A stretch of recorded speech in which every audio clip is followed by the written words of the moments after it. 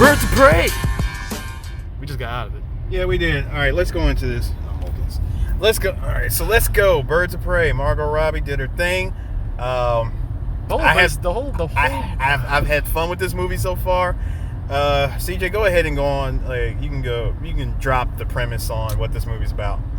It's basically the wacky adventures of Harley Quinn and how she meets the Birds of Prey and stuff. And the movie off break, I kind of had a feeling, given where Harley's trajectory is in the comics, it was going to have a Deadpool vibe, and it does from jump. And it's not a bad thing per se.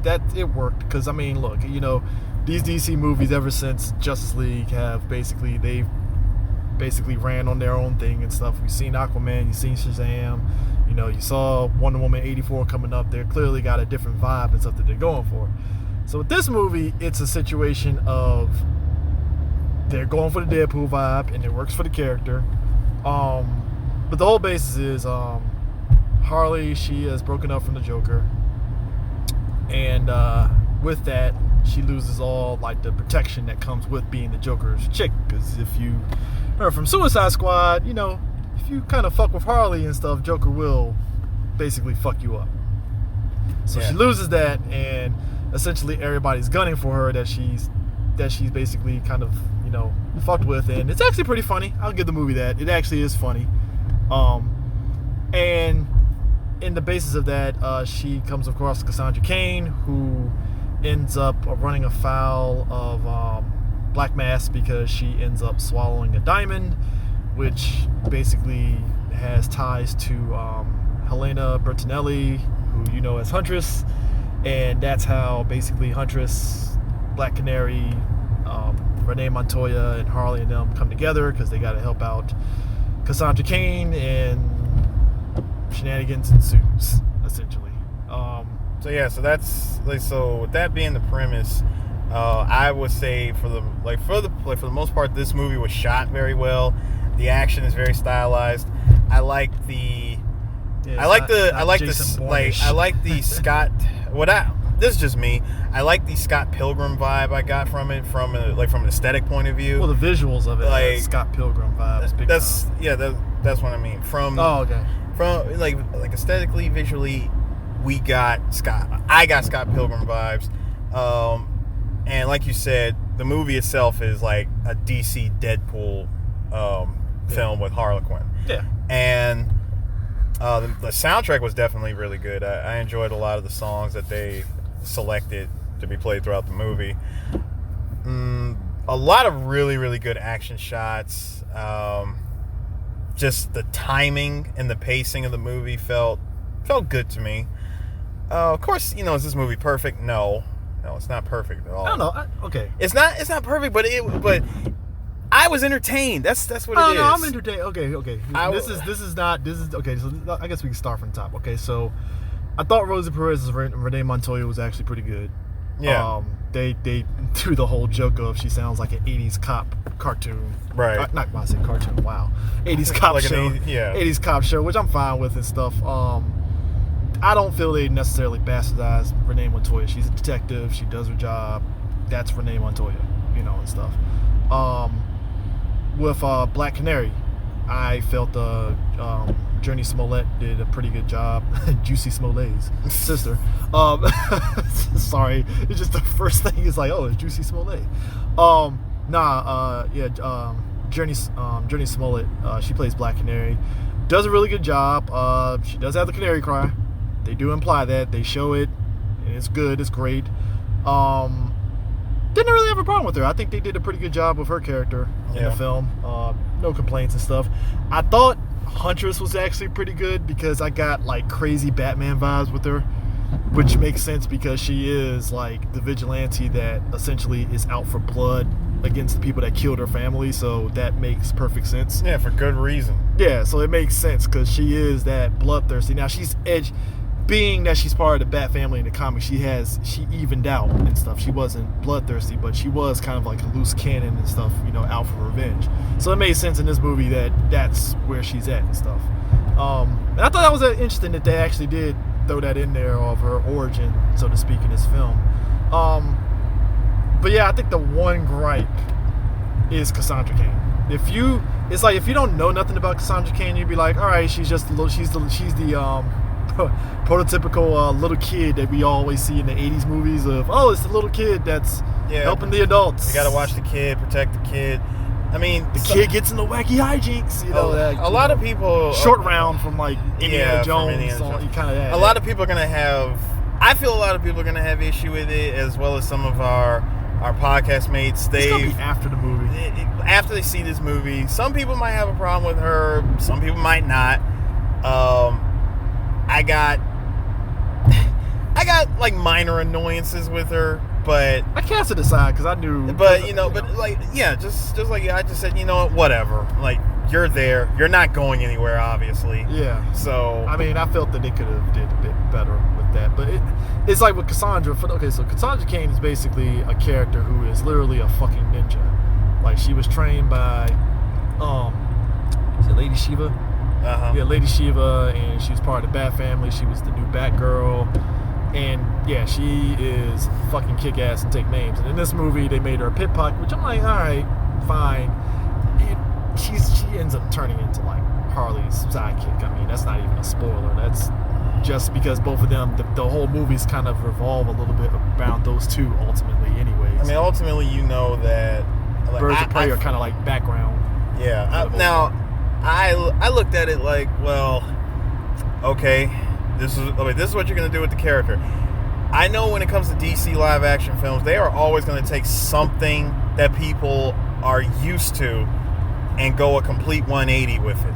Yeah, I mean, you could take. I think with comic book movies, you can take liberties and stuff, and like we were talking about it, I think Cassandra Cain is going to be in the position of how like Marvel had with Mandarin before they walked it back, and we're going to see Mandarin in the flesh in the Shang-Chi movie. Yeah. But I feel they're going to have an issue with Cassandra Cain where here it is, you have a character who we know from the comics as a ninja, and you made her this.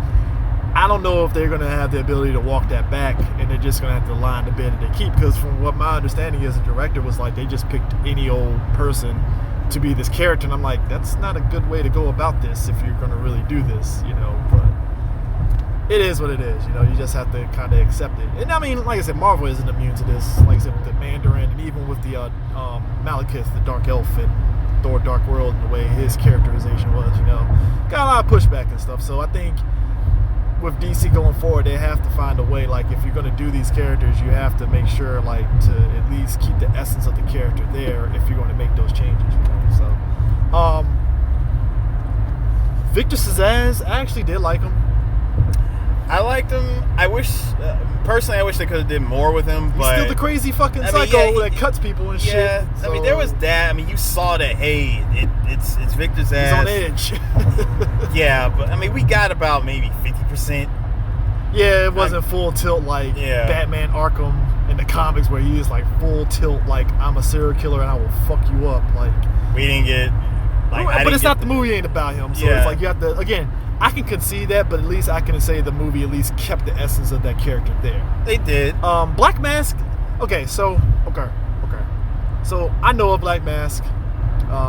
We've seen Black Mask in the animated cartoon with Under the Red Hood and stuff. There's essence of him there with Ian McGregor playing him. I was fine with Black Mask. If anything, I would say he entertained me the most. I liked that they actually had him in the mask. I was kind of afraid I was afraid it was going to be a one-time thing. I'm like, oh no, they put him in the mask multiple times in this movie. I'm like, all right, cool. It looked pretty dope too. Yeah, it did look good. It looked pretty dope. Like I say, was he like the greatest villain ever? No, I put him on like Bison level, like Raw Julia, like over the top theatrics kind of thing. Like, all right, cool. Which is what they were going for with this. Yeah. Like with this iteration of him, I was fine with it. Well, I mean, it's with the vibe, like you said, the aesthetic of the movie, the Scott Pilgrim. Yeah, that's what I'm saying. I was fine with it.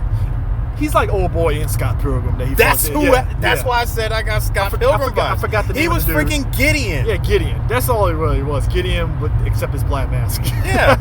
Just literally throw a black mask on Gideon. There's Black Mask. Yeah, and like I said, it worked because he's literally like, the guy that's trying to be like the man. You take kind of the place of like Joker being the man, right? So to speak. So, I liked all the nods to the other DC characters that they did. yeah, they definitely do a lot of wink and nods to Suicide Squad. So they clearly, it reminds me of Aquaman, because remember Aquaman had that wink and nod to Justice League where Mera was like, yeah, you fought Steppenwolf, and that is it. That's it. That's the most. Birds of Prey. They recognize Suicide Squad with a couple of scenes where Harley's kind of recollecting her relationship with Joker, and that's it.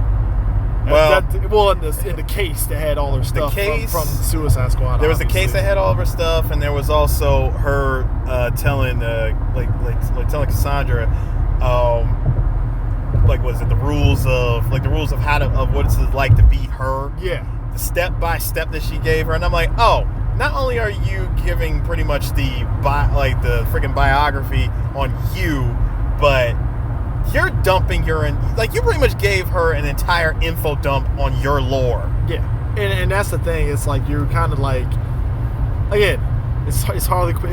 It's essentially a fucking Harley Quinn movie. That's kind of why like my minor gripe with it is like this should have just been a Harley Quinn movie, and don't even put Birds of Prey in the title. But whatever, you gotta sell the movie in some way, shape, or form. I think by the end, though, you do want to see more of the Birds of Prey. I do like the makeup that they did of, again, not a spoiler, because you fucking know this is kind of a backdoor way to do it. Now, they're going to do a Birds of Prey movie? I don't know. But I would like to see more of those three. Yeah.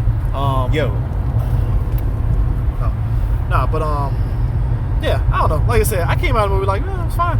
It was fine. Like, I think the more I marinate on it and stuff, the more I'm like, all right, I didn't hate it or anything. Like I said, even coming out of it, I had to sit there and think, okay, I didn't hate this movie. I thought it was all right.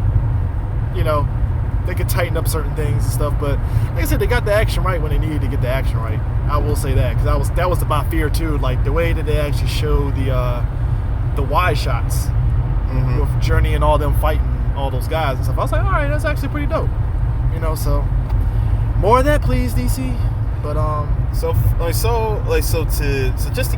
just to set the tone for you guys, for anyone that plans to go see this movie, the vibes that I got was, again, Scott Pilgrim, Deadpool, The Raid, a little bit of John Wick, and... How would you say The Raid? Well...